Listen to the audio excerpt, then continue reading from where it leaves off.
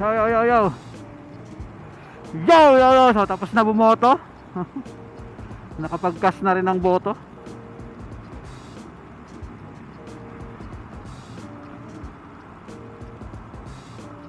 So good luck na lang sa mga mananalong bagong barangay captain at barangay SK captain at mga kagawad.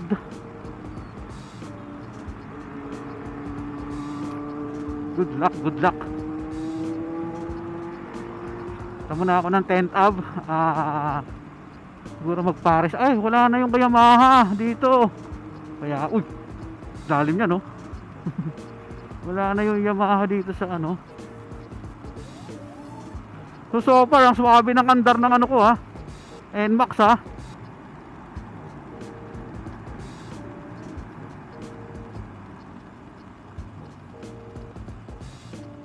Medyo swabe yung andar, ha? Nagumanda yung andar, yung arangkada. Ayun, hindi arangkada. Basta yung ano lang, yung kung paano siya umandar, no? Oh.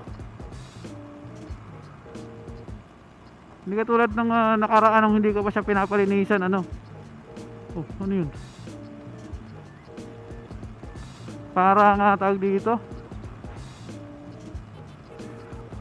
Nung hindi ko pa siya nung hindi ko pa siya pinapalinisan, parang ano siya.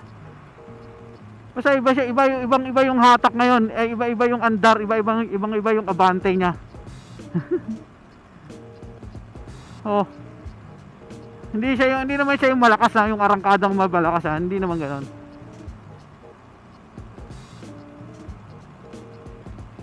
Basta maganda lang yung ano niya, basta maganda yung biyahe niya pa, smooth ba, smooth.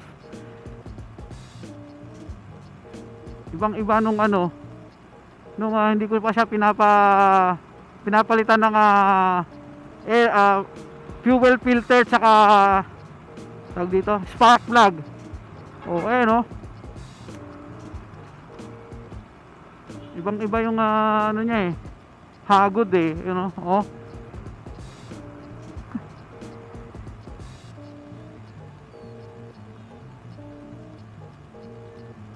So sa ano na lang babantayan ko at i-monitor yung fuel consumption na lang ulit. So lumakas kasi yung fuel consumption nito no, 35 kilometers per liter.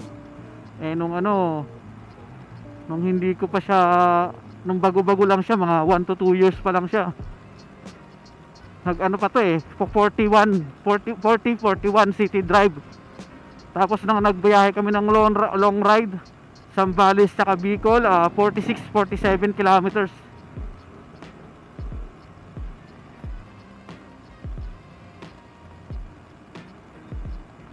So ngayon 35 na lang. Kahit medyo maganda yung daan, maluwag o may traffic, parehas lang ang consumption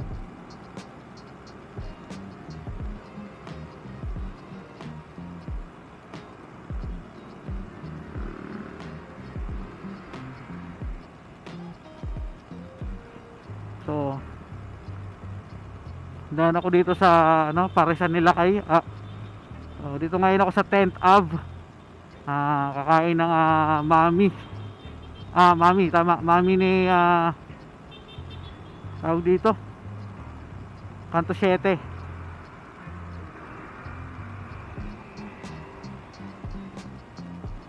Mami ni Kanto 7.